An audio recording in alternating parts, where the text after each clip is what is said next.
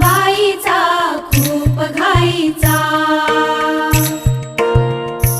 एक आईचा एक ताईचा, जन्म बाईचा खूप घाईचा, एक आईचा एक ताईचा।